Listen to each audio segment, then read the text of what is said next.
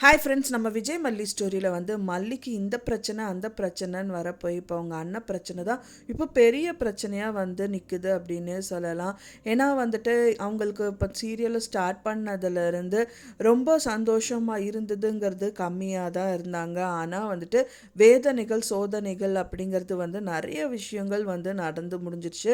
அதுவும் வந்து பார்த்திங்கன்னா அவங்க சொந்த லைஃப்பில் நிறையவே அனுபவிச்சிட்டாங்க. பட் ஆனால் வந்து அவங்க கல்யாணம் இருக்க முன்னாடி அவங்க அண்ணா இருக்கும்போது கூட ஏழையாக இருந்ததுனால நிறைய விஷயங்கள் வேலைக்கு போகணும், அவங்க அண்ணாக்காக வந்துட்டு இந்த குடும்பத்தை பார்த்துக்கணும்னு சொல்லி அவங்க வந்து பார்த்திங்கன்னா கேர்டேக்கராக குழந்தைய பார்க்கறதுங்கிற மாதிரியெல்லாம் நிறைய விஷயங்கள் அப்பவும் வந்து நிறைய சிரமங்கள் வந்து வந்துச்சு அப்படின்னு சொல்லலாம்.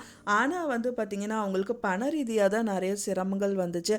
ஆனால் மன ரீதியாக வந்து அந்தளவுக்கு வந்து பெருசாக வேதனைகள் இல்லை. ஆனால் விஜய் கல்யாணம் பண்ணதுக்கப்புறம் வந்து நிறைய வேதனைகள் மன ரீதியாகவும் இருந்துச்சு, பண ரீதியாகவும் இருந்துச்சு.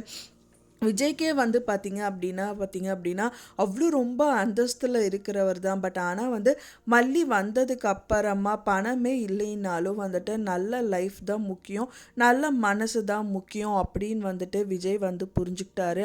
பணம் ஆனால் வந்துட்டு எப்போ வேணாலும் பணத்தை வந்து சம்பாதிக்கலாம். இப்போ சம்பாதிக்கலையா விஜய், அந்த மாதிரி தான் வந்து நினைக்க தோணுது.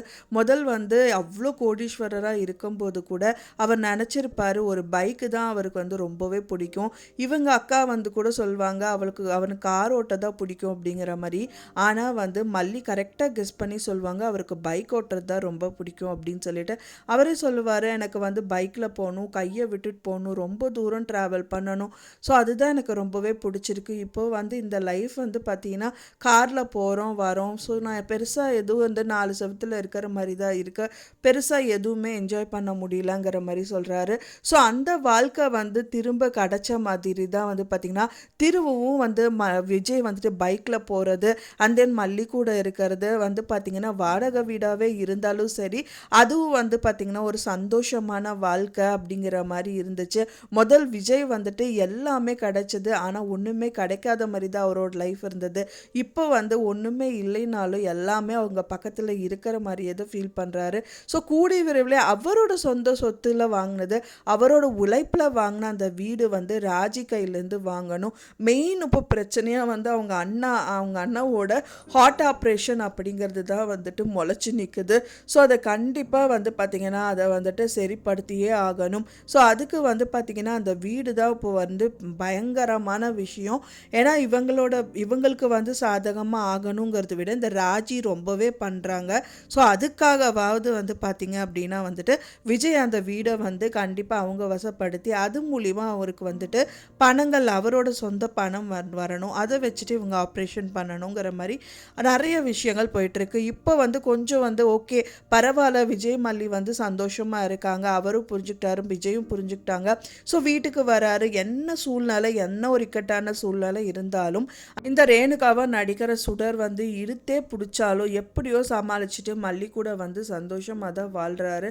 ஸோ இருந்தாலும் இதுக்கான முட்டுக்கட்டையும் போடணும். அதுக்கு மேலே பெரிய பிரச்சனையாக வந்துட்டு தான் இப்போ அவங்க அண்ணாவோட ஹார்ட் ஆப்ரேஷன் நிற்குது.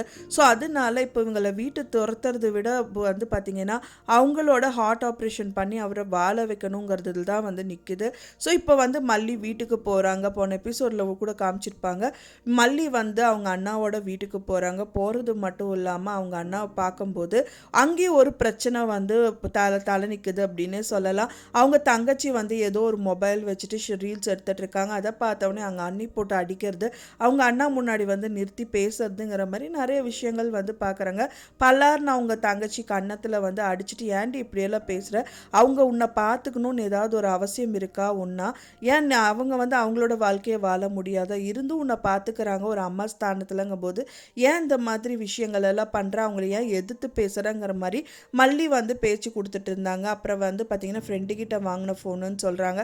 அப்புறம் வந்து பார்த்திங்கன்னா கேம் ஆடுறதா சொல்லி தான் ரீல் பண்ணுறேன்னு சொல்லி பொய் சொல்கிறது வந்து நிறையா நல்லாவே கண்டுபிடிச்சிடுறாங்க. ஸோ திரும்பவும் வந்து அந்த ஃபோனை கொண்டு போய் யார்கிட்ட வாங்கினியோ அவங்ககிட்ட ரிட்டர்ன் பண்ணிட்டு படிக்கிற வேலையை பாருன்னு சொல்லி மிரட்டி அனுப்பிடுறாங்க.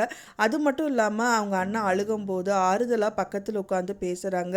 இதுக்கு எல்லாத்துக்குமே ஒரு சொல்யூஷன் வரும்னா உனக்கு வந்து நீ நல்லா இருப்ப, ரொம்ப நாள் இருப்ப, நம்ம தங்கச்சிக்கெல்லாம் ஒரு நல்ல வாழ்க்கை அமையணும், அவங்க சம்பாதிக்கணும், இதெல்லாமே நீ பார்க்க தான் போகிற, நீ கொஞ்சம் மட்டும் பொறுமையாக இருன்னு சொல்லிட்டு அவங்க வீட்டுக்கும் வந்துட்டு ஆறுதல் சொல்லிட்டு தான் தான் வராங்க.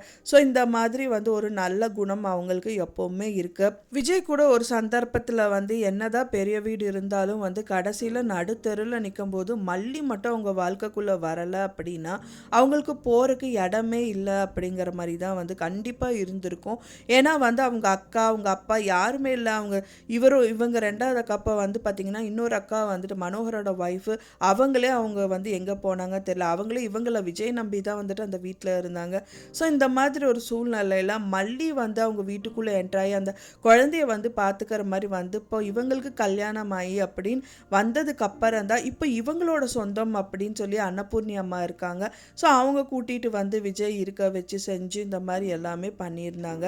ஸோ என்னதான் விஜய்க்கே வந்துட்டு ஒரு நல்ல வாழ்க்கை அமைஞ்சாலும் அவரே நடுத்தரில் நிற்கும் போது மல்லி தான் வந்து கை கொடுத்து அவருக்கு வந்து உதவி பண்ணாங்க. ஸோ இந்த மாதிரி ஹஸ்பண்ட் அண்ட் ஒய்ஃபு அப்படிங்கிறத விட ஒரு ஃப்ரெண்ட்லியாக கூட அவங்க இருந்திருக்காங்க அப்படின்னே சொல்லலாம். ஸோ அதனாலேயே வந்து பார்த்திங்கன்னா அவங்களுக்கு இழந்து போனால் அவங்க சொத்து அவங்களோட விஷயம் எல்லாமே திரும்பி கிடச்சி அவங்க அண்ணனும் வந்து பார்த்திங்க அப்படின்னா சீக்கிரமாக ஆப்ரேஷன் பண்ணி அவரோட லைஃப்பும் வந்துட்டு அவங்க ஸ்மூத்தாக அமைஞ்சிட்டாங்க அப்படின்னா திரும்ப இன்னொரு செக் பாயிண்ட்டாக தான் இந்த ரேணுகா வந்து துரத்துறதா இருக்குது. ஸோ அதுக்கப்புறம் பயங்கரமாக கான்சென்ட்ரேட் பண்ணுவாங்க மல்லி. ஸோ வெயிட் பண்ணி பார்க்கலாம் ஃப்ரெண்ட்ஸ் என்ன நடக்குது அப்படின்னு சொல்லிட்டு. நான் சொன்ன இந்த தகவல் வந்து உங்களுக்கு பிடிச்சிருக்கும்னு நினைக்கிறேன் ஃப்ரெண்ட்ஸ். பிடிச்சிருந்தால் மறக்காமல் லைக் பண்ணுங்கள், ஷேர் பண்ணுங்கள், கமெண்ட் பண்ணுங்கள், சப்ஸ்கிரைப் பண்ணுங்கள். மேலும் இன்னொரு மல்லி சீரியல் அப்டேட்டோட நெக்ஸ்ட் மீட் பண்ணுறேன். தேங்க்ஸ் ஃபார் வாட்சிங் மை வீடியோ ஃப்ரெண்ட்ஸ். நெக்ஸ்ட் வீடியோவில் பார்க்கலாம்.